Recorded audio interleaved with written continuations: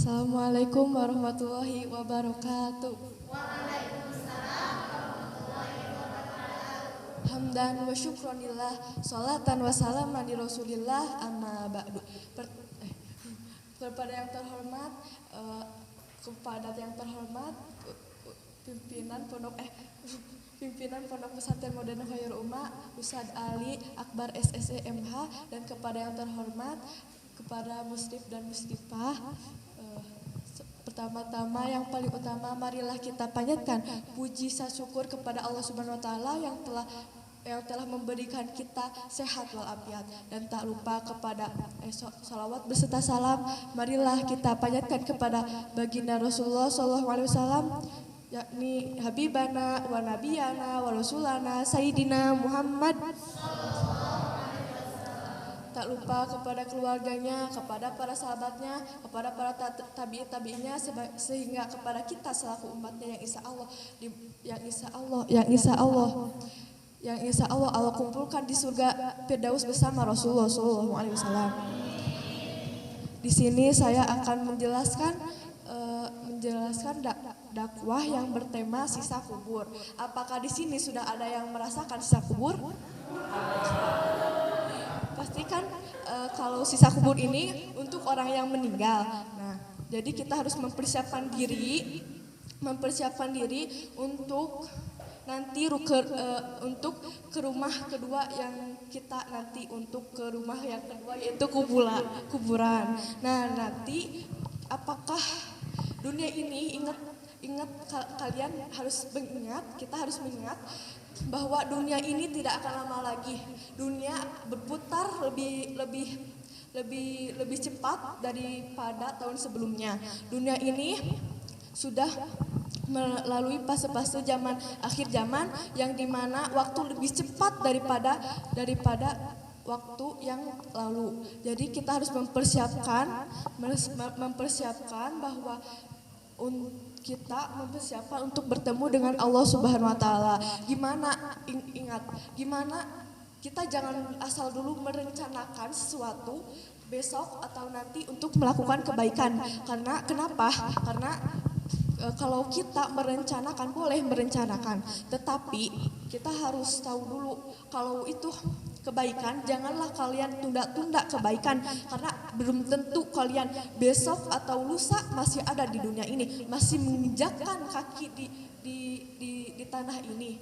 Maka kita jangan sampai menunda taubat atau sampai menunda-nunda kebaikan. Kita harus seperti dalam kisah dari Umar, setelah Umar bin Khattab dilantik menjadi khalifah, lalu beliau ingin beristirahat. Setelah itu kata anaknya, "Wahai Amirul Mukminin, kapan engkau bekerja?" Kata Umar bin Khattab berkata, "Aku bekerja nanti sore." Lalu anaknya berkata, siapa yang menjamin kau masuk? Siapa yang menjamin bahwa usia Anda sampai sore? Nah, setelah itu Umar bin Khattab tergugah oleh tausiah ini. Lalu Umar bin Khattab bekerja dan mengurus umat, dan lalu beliau meninggalkan istirahatnya. Nah, udah kayak gitu, lalu meninggalkan waktunya. Waktu terus berjalan. Waktu tidak. Apakah di dunia ini dunia ini adalah tempatnya capek, bukan tempat istirahat. Kalau mau istirahat silakan di kuburan, gitu ya. Jadi,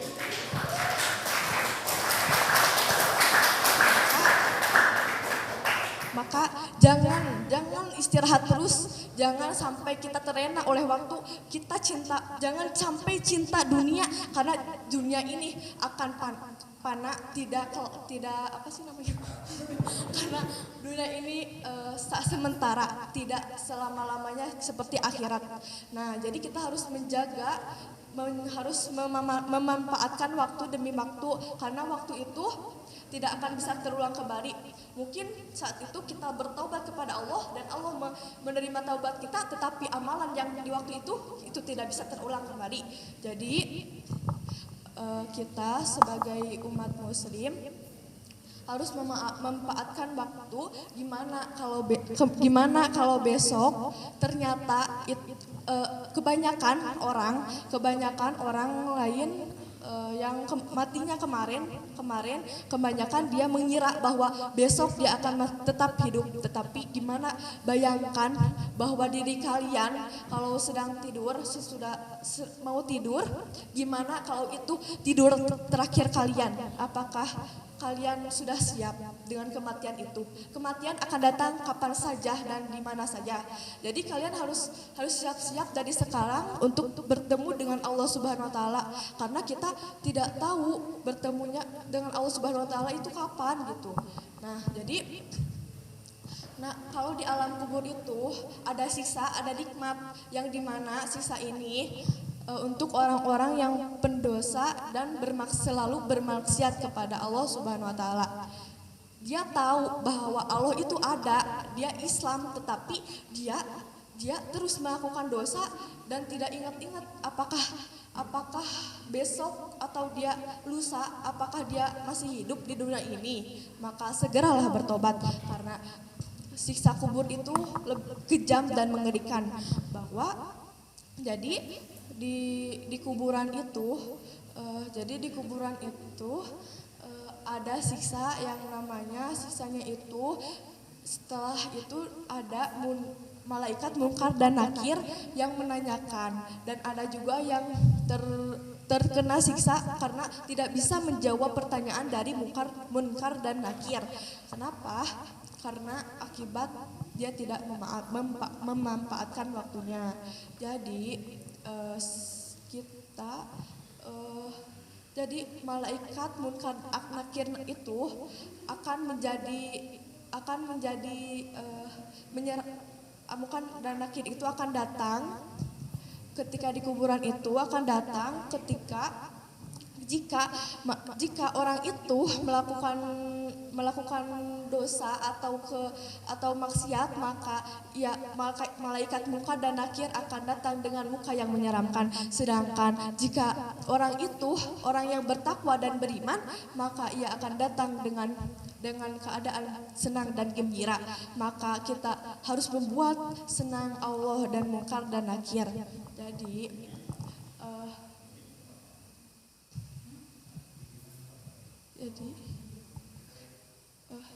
Jadi sisa kuburan itu ada satu, sisa kubur itu adalah syirik dan kafir, yang dimana berbalut kekafiran. Orang yang berbalut kekafiran, maka di akhirat maupun di alam kuburnya itu tidak senang. Ia akan terus disiksa oleh malaikat Munkar dan Nakir. Terus yang kedua adalah tidak membersihkan buang air kencing, air kencing dan mengadu domba. Kenapa? Di sini ada dosa kecil, walaupun kecil tapi berdampak besar. Jadi kita harus hati-hati dengan dosa kecil, walaupun dosa kecil nanti berdampak besar, seperti tidak bersih dalam buang air kecil. Tidak membersihkan bersih buang air kecil itu akan menjadikan akan menjadikan siksa kubur. Dan mengadu domba, kita jangan sampai pernah mengadu domba kepada orang lain. Jangan di antara kedua, jangan ada di antara kita pengadu dombaan gitu.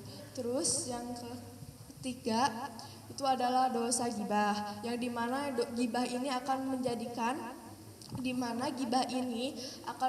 walau banyak orang yang gak merasa bahwa gibah itu ringan, tetapi dosanya itu lebih besar daripada dosa lainnya gitu.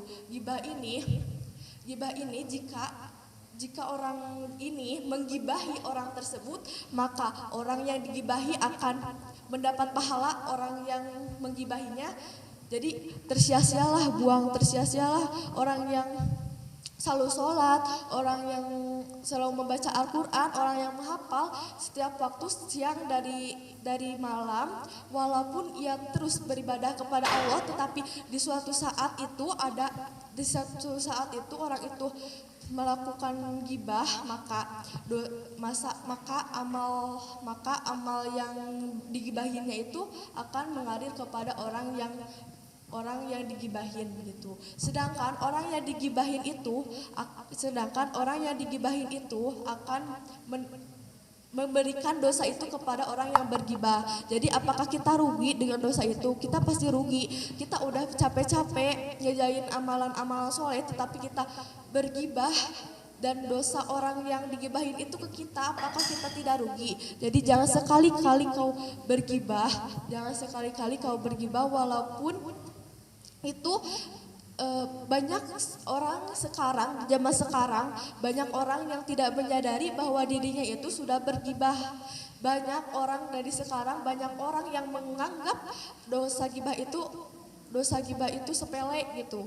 Jadi jangan pernah kalian menganggap dosa gibah itu sepele, karena dosa gibah itu pertama, kalau di kuburan ya mendapat sisa, dan di akhirat juga akan mendapat sisa. Apa sisaan di akhiratnya itu? Yaitu lidahnya dipanjangkan, setelah itu dipotong-potong sendiri, dan itu di akhirat. Jadi kita harus menjaga di lisan kita, itu juga harus kita menjaga lisan kita, jangan sampai lisan kita berbuat gibah atau membicarakan orang lain.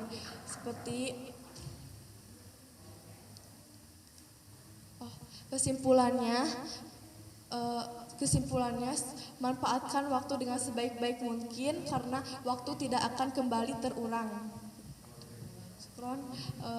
Mohon maaf apabila ada kesalahan. Wabillahi taufiq wal hidayah. Wassalamualaikum warahmatullahi wabarakatuh. Cek, halo.